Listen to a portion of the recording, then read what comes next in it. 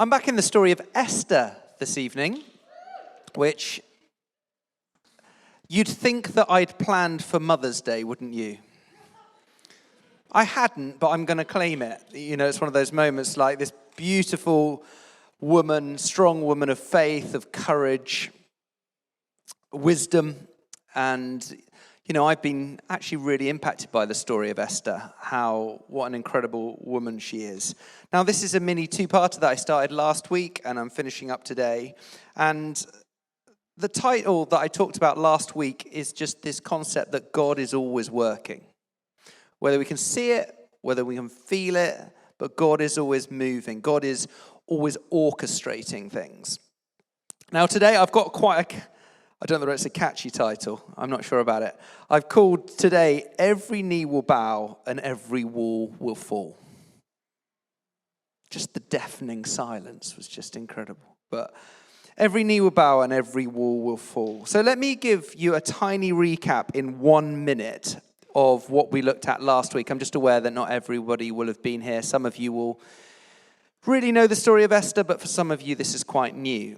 So King Xerxes throws a massive party. In fact, he has 180 days of showing off how incredibly wealthy he is, followed by a banquet for 7 days.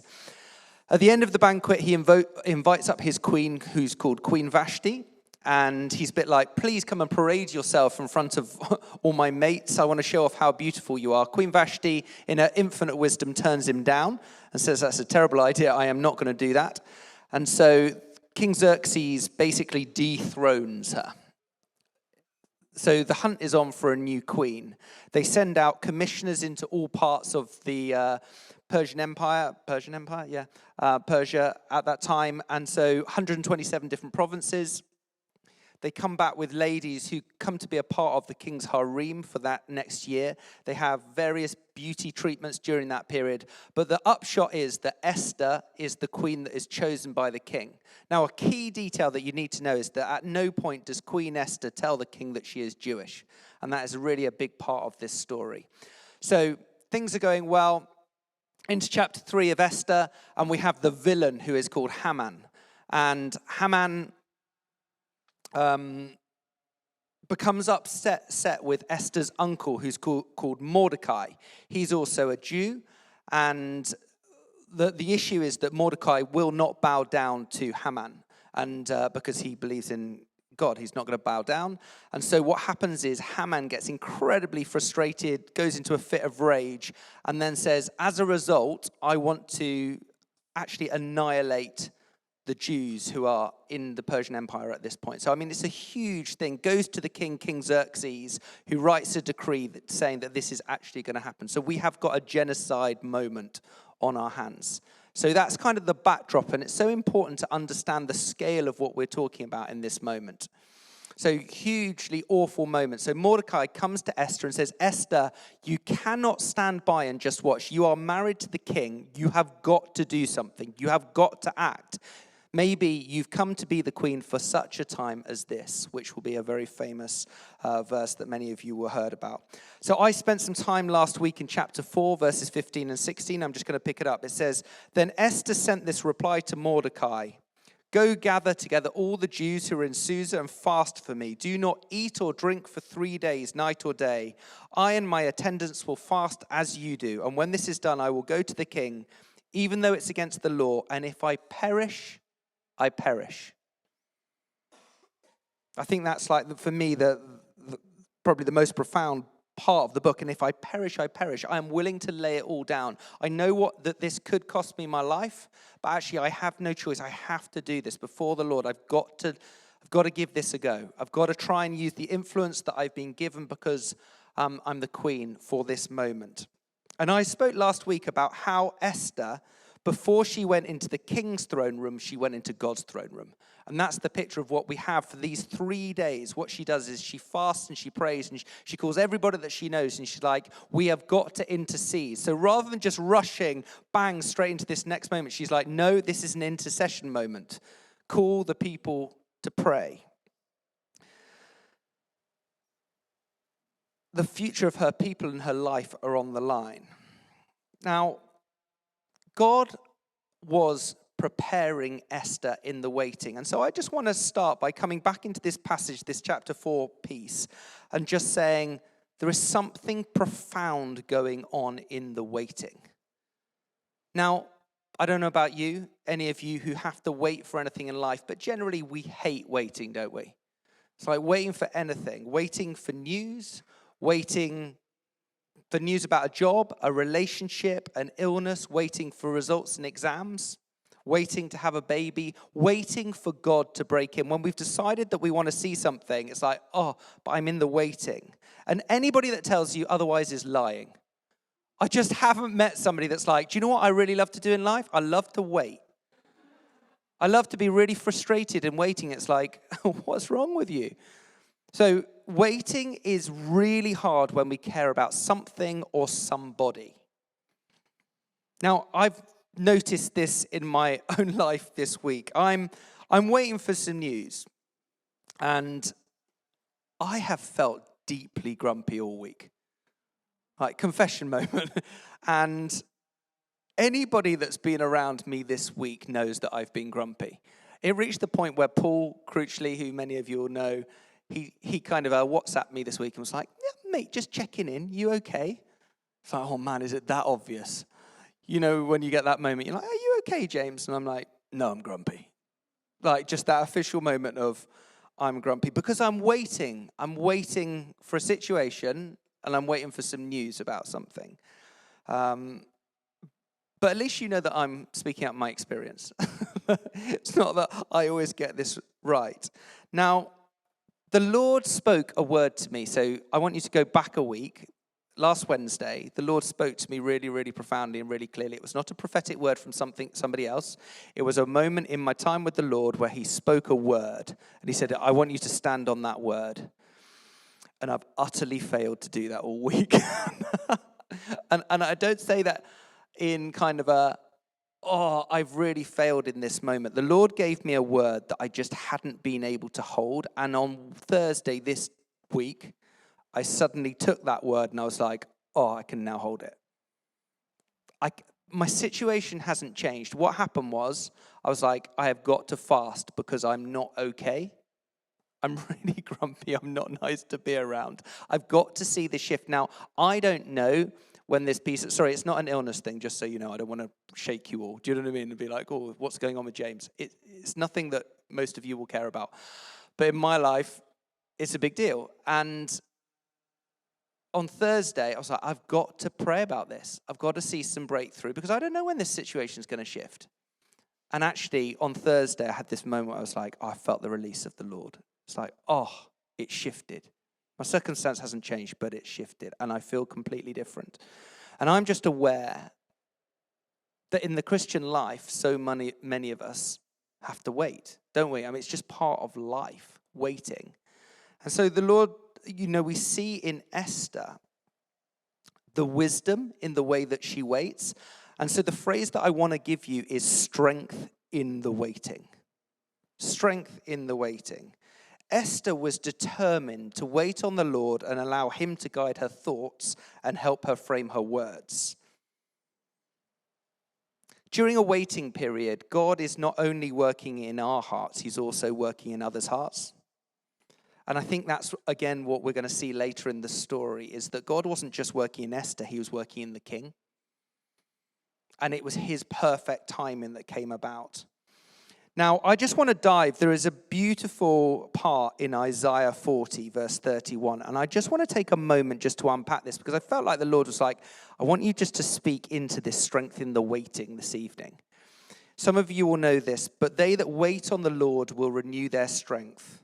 They shall mount up with wings like eagles. They shall run and not be weary. They shall walk and not faint. Now, some of you will know that as a song. They that wait on the Lord. I'm not going to sing it for you. I felt like I had a backing crew there. So my point is, waiting is part of life, but it is so foundational to our faith. And from this little passage in Isaiah, we learn some really, really important things. The first thing is, they that wait on the Lord will renew their strength. There is a strengthening that occurs when we wait on the Lord. We may feel weak. We may feel intimidated. What happens while we're waiting is we exchange our weakness for the Lord's strength. So we come before him maybe in our brokenness, sometimes our uselessness, sometimes our doubts, and we bring that before the Lord. And what the Lord does in the waiting is that he strengthens us. They that wait on the Lord will renew their strength. We're not just waiting, we're waiting on him. We're waiting on him. So it's not this passive thing. When we think of waiting as just, I'm waiting for this. No, it's like, Lord, I'm waiting on you. I'm waiting on what you're going to do. So secondly, we then get a better perspective. So the first thing is we gain new strength. The second is that we get a better perspective. Eagles, I don't know if you know much about eagles, but eagles have incredible eyesight. So an eagle will be up really high in the air, and whether it's, let's imagine that they see a fish in the water, and then they come, don't they, and they bang straight into the water. But what happens when they're up high is that they gain perspective, that they can see all around. What happens when we wait with the Lord is that the Lord changes our perspective. So again, the circumstance may not change, but the way that we look at it does. Because we step back and it's almost like that ability to be able to say, Lord, help me see as you see. It's like putting on God's glasses, isn't it? It's like, God, I don't know what's going on here. How do you see this? We gain new perspective. They shall mount up with wings like eagles. Thirdly, we store up extra energy. We will run and not be weary. Notice it's future tense. When we do encounter the thing that we've been dreading, we will encounter it with new strength. Extra energy will be ours to use. And then finally, we deepen our determination to persevere. We will walk and not become faint. So it's like, I'm going to keep on. And the Lord whispers reassurance to us. So just to go through that again, when we wait with the Lord, we gain new strength, we gain better perspective, like that eagle looking up from on high. We store up extra energy and we will deepen our determination to persevere.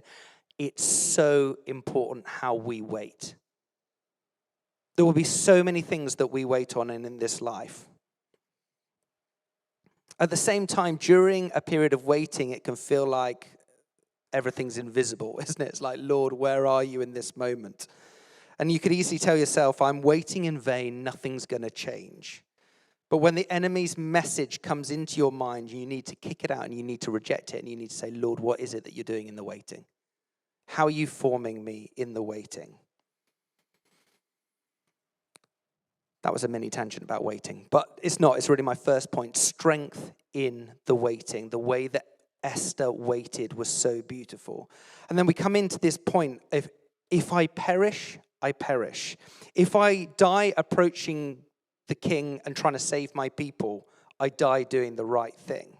And her posture changed. Esther's posture changed from one of just fear into that moment of faith, doesn't it? Of like, I have no other choice, Lord. I am going to do this. I'm going to step into this moment. Now, I want to pick up chapter 5. So we've delved into chapter 4. Chapter 5, verses 1 to 3. If you've got your Bibles, just grab them. Come up on the screens behind me. On the third day, Esther put on her royal robes and stood in the inner court of the palace in front of the king's hall. The king was sitting on his royal throne in the hall facing the entrance. And when he saw Queen Esther standing in the court, he was pleased with her and held out to her the gold scepter that was in his hand. So Esther approached and touched the tip of the scepter. Esther has this courage in front of the king. Now, there's some things that we need to remember. No king has ever intimidated God.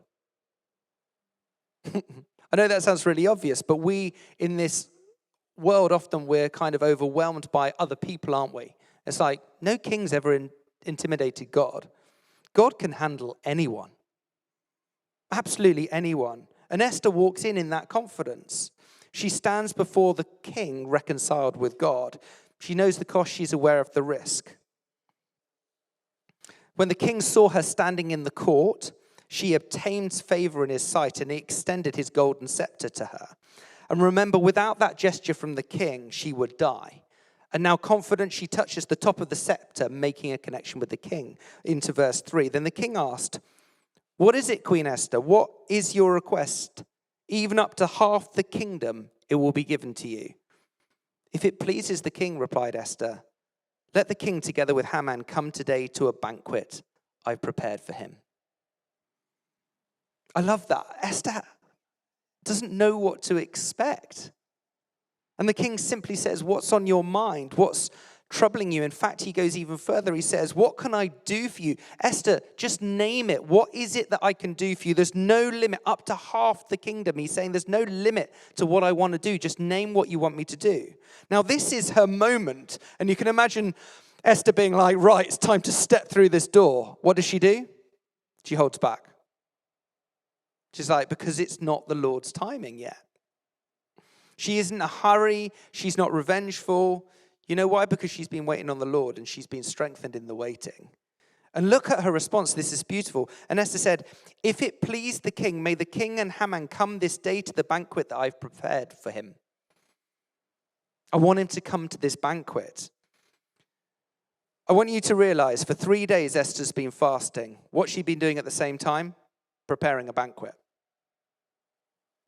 Isn't that amazing? So in her fasting, she's preparing a banquet for the king, but she's still fasting.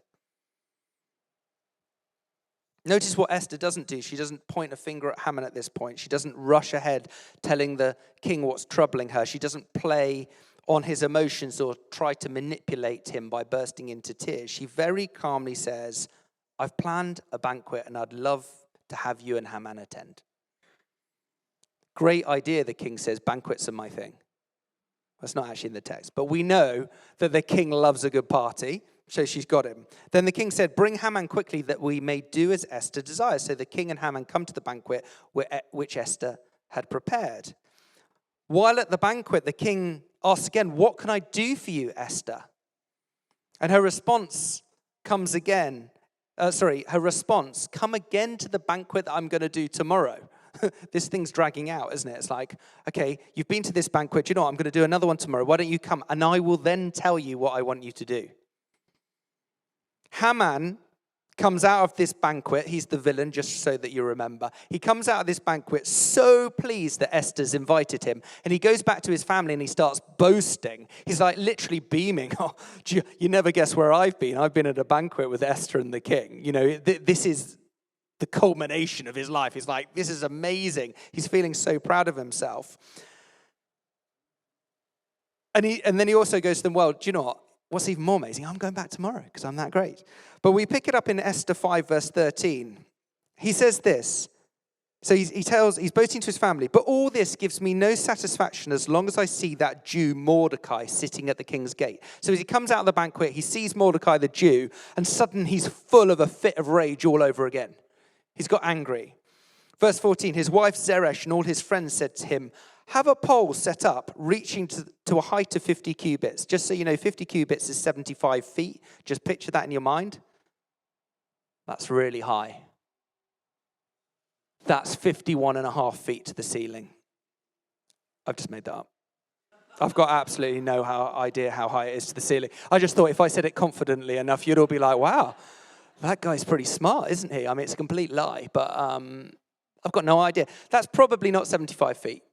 It's higher than that. So when we're talking about this picture of the, what's it called?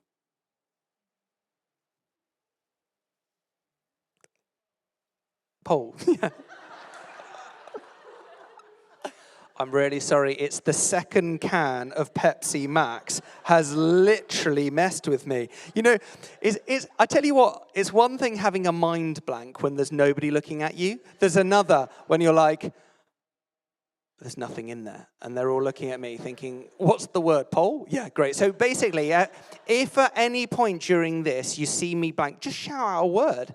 And I'm happy to go with it. But have a pole set up reaching to a height of 50 cubits and ask the king in the morning to have Mordecai impaled on it. Then go with the king to the banquet and enjoy yourself. This suggestion delighted Haman, and he had the pole set up. He's a lovely character, isn't he? He's soft, he's warm, he's cuddly. He's the kind of guy that you'd like, I'd love this guy to be my friend. So, that's the picture. He set up this pole. Now, as we tip into chapter 6, we have this incredible God breakthrough moment. And it's really not what you would expect. It's right here, verse 1 of chapter 6. The king cannot sleep. The king cannot sleep. And you think, well, James, why is that such a big breakthrough moment? This tiny, insignificant moment, why is it so important? Let's find out. 6 verse 2. So while the king can't sleep, he orders them to bring him the book of kind of his reign, of what's been going on. And so he starts reading about some of the things that happened. Verse 2, it was found recorded there that Mordecai had exposed Bigthana and Teresa, two of the king's officers who guarded the doorway and who'd conspired to assassinate King Xerxes. So what's happening is, as the king is having somebody read to him, because he's too tired and can't be bothered to open his eyes, he's just lying in bed, and he's having some of the stories of his reign read to him, he realizes that Mordecai and Esther had foiled an assassination attempt on his life, but at no point had he ever done anything to thank Mordecai for this moment.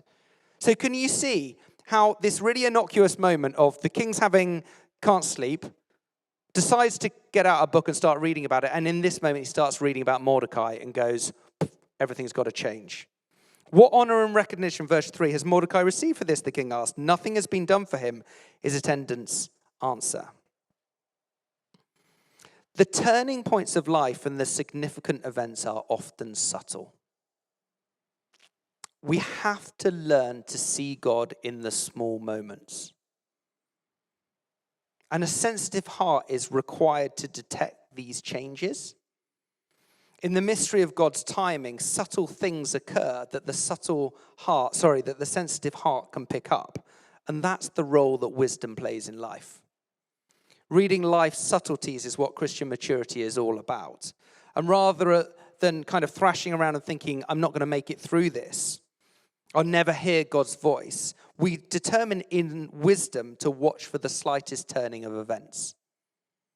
I was reminded as I was preparing this of Elijah. And he has that moment in the presence of the Lord in 1 Kings 19. So there's this powerful wind that comes past. And then there's this earthquake. And then there's this fire. And the Bible says, and the Lord was not in any of those things. The Lord was in the gentle whisper afterwards. And that's what I mean, is that so often in life we're looking for the big moment. And actually it's the subtle moments, it's the little moments. This whole story changes on this moment. Now you have to realize that King Xerxes was not a Christian. But the Lord messed with him. He starts reading about Mordecai. It changes everything. Esther's been praying. She's been fasting and praying. It's like, God, you've got to break in. God, you've got to break in. God breaks in. It's just not the way that we would expect him to. God is always working. And as Christians, we're learning to see the fingerprints of God. I often sit with people as they're making big decisions in their life. It's the moment that they give me a ring. Like, James, I'm just thinking about, shall I move cities? Shall I take a job? Shall I marry this person? And do you know what? It's a real honor that in that moment people would want to speak to you about their life. They want to bring you in on that. And so when I sit with them, one of the questions that I love to ask is, what's the God story? Can you see God's fingerprints in the journey? What is it that God's been doing? And it's not always what you would think. It's often not the big things, but it's the little things. It's a culmination of little events that happen, little guidances, lots of little decisions following the talents and the passions that the Lord has given you. A nudge here, a confirmation there, an invitation, a small answer to prayer, a change in attitude. What's the God story? Where can you see that God has been moving and working? God orchestrating, God leading, God intervening. Now, obviously, the story of Esther is massive with huge ramifications for the Jewish people. But what I love is that God is moving in the little moments as well. And this moment of the king not being able to sleep, is that for me? It's God breaking in. It's his deliverance. Now, think about it for a moment. If In that first banquet, if Esther had come before the king's had this moment of realization about Mordecai, I wonder whether the story would have been different. It's beyond my pay grade, if I'm honest, but I just wonder. God's timing is perfect. Pick it up in the story. The king said, "Who is in the court?" Now Haman had just entered the outer court of the palace to speak to the king about impaling Mordecai on the pole he'd set up for him. His attendants answered, "Haman is standing in the court. Bring him in," the king ordered. When Haman entered, the king asked him, "What should be done for the man the king delights to honor?" Now Haman thought to himself, "Who is there that the king would rather honor than me?" He's slightly arrogant, isn't he? So what he's thinking is, in this whole exchange with the king, Haman is thinking that the king wants to honor him. He hasn't realized that this is all about Mordecai. He's reading it through the long lens. So he answered the king, verse 7, "For the man the king delights to honor." And it's almost like he stands back thinking of himself, what would I like for myself? Well, have them bring a royal robe the king has worn and a horse that the king has ridden, one with a royal crest placed on its head. Then let the robe and horse be entrusted to one of the king's most noble princes. Let them robe the man the king delights to honor and lead him on the horse through the city streets, proclaiming before him, "This is what is done for the man the king delights to honor." "Go at once," the king commanded Haman. "Get the robe and the horse and do just as you've suggested for Mordecai the Jew." Boom. "Who sits at the king's gate. Do not neglect anything you have recommended." This is the divine reversal happening right here. Isn't it powerful? It's like, oh. So Haman got the robe and the horse, and he robed Mordecai, and he led him on horseback through the city streets, proclaiming before him. And you can imagine him doing this through gritted teeth, can't you? "This is what is done for the man the king delights to honor."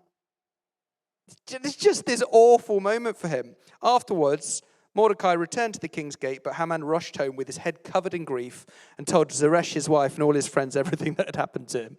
He'd had a bad day. The story turns on its head, bang, all because the king couldn't sleep. It's all shifted. Now, in chapter 7, we move on, and Esther, Haman, and the king are having their second banquet. Do you remember? Esther invited him to the first one, and then at the second one, she's like, "And now I'm going to tell you what I'd love you to do. What's your petition? It will be given to you. What is your request? Even up to half the kingdom, it will be granted." That's the king speaking. Then Queen Esther answered, "If I found favor with you, your majesty, and if it pleases you, grant me my life. This is my petition. And spare my people, this is my request. For I and my people have been sold to be destroyed, killed, and annihilated. If we'd merely been sold as male and female slaves, I would have kept quiet, because no such distress would justify disturbing the king." You have to remember, up until this moment, the king does not know that she is Jewish. So this, for the king, is one of those moments. It's like, oh my goodness, I was about to annihilate your whole people. Because he hasn't realized. Haman has fed him this kind of thing. Why don't you do this? And the king, I don't know what's going on with the king, but he's just like, yeah, that's fine. Wow. So in this moment, it all comes clear. It's like, oh my goodness. King Xerxes, verse 5, asked Queen Esther, "Who is he? Where is he, the man who's dared to do such a thing?" Esther said, "An adversary and an enemy, this vile Haman." Then Haman was terrified before the king and queen. The king got up in a rage, left his wine, and went out into the palace garden. But Haman, realizing that the king had already decided his fate, stayed behind to beg Queen Esther for his life. It's all shifted. I said right at the beginning that I wanted to call this talk, "Every knee will bow and every wall will fall." Haman's in big trouble, and his fate is to be hung on the gallows that he created. And that's what happens to him. The gallows that he created for Mordecai, he gets hung on himself. His whole world comes tumbling down, and he has a time of reckoning.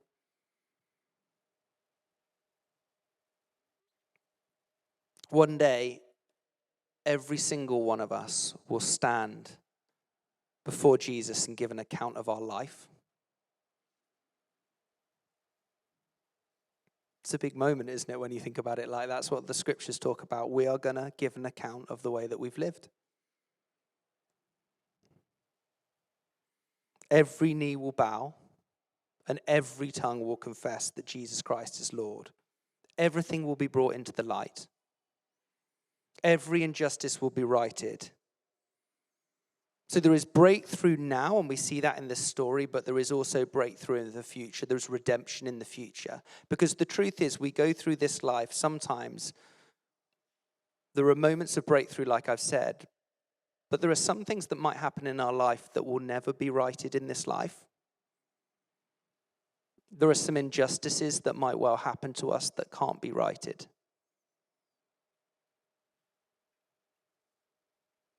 But one day, everything will come out before the Lord. All walls will fall eventually. No matter how well constructed or long-standing they are, the walls will fall. The walls may be intimidating like King Xerxes, or in your own life it could be something very different. It could be a relationship, it could be something that's happened in your family. But all walls will finally fall. A few years later, Joshua invaded the promised land near Jericho. And to the naked eye, it was this imposing structure of stone. But it was nothing in the presence of the living God. And 3 words tell it all. In Joshua 6, verse 20, the wall collapsed. It looked impenetrable. This situation for Esther looked impossible, didn't it? It's like, how is this ever going to shift? And how does she take down that wall? She took it down by prayer and fasting. She took it down in the spiritual. It shifted. The Lord broke in. The Lord intervened. The wall came down. In the final analysis, Christ conquers. And as Paul wrote, he himself is our peace and has destroyed the barrier, the dividing wall of hostility. Ephesians 2:14. In the words of Betsy ten Boom, there is no pit so deep but that he is not deeper still. To borrow again from Betsy's words, there is no heart so hard that he cannot change it. There is no writing so permanent that he cannot erase it. There is no scene so dark that he cannot brighten it. God can break into any situation. Every wall will fall, but more importantly, every knee will bow. No heart is so stubborn that God cannot penetrate it. No will is so determined that he cannot break through it. No one, no matter who and no matter how powerful, is a match for the living God. And you know what? That brings me great comfort. Sometimes I don't understand. I don't understand how things are going to work out. But it's such a relief to know that the Lord is in charge and that he has the power to do anything. God holds it all together. Just in finishing, chapter 8 says this: that same day King Xerxes gave Queen Esther the estate of Haman, the enemy of the Jews. And Mordecai came into the presence of the king, for Esther had told how he was related to her. The king took off his signet ring, which he'd reclaimed from Haman, and presented it to Mordecai, and Esther appointed him over Haman's estate. Can you see, it keeps going, this story of reversal. Mordecai takes Haman's place.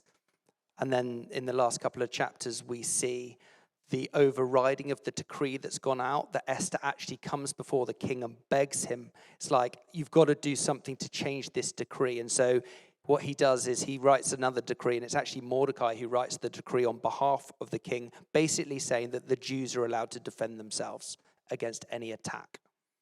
And so what you see is that the Jews do defend themselves, and they actually are victorious in many of the battles that follow. So in finishing, I think that what we learn from Esther is that there is strength in the waiting. We see it in her. That we are learning to see the fingerprints of God. And that finally every knee will bow and every wall will fall. Why don't you stand?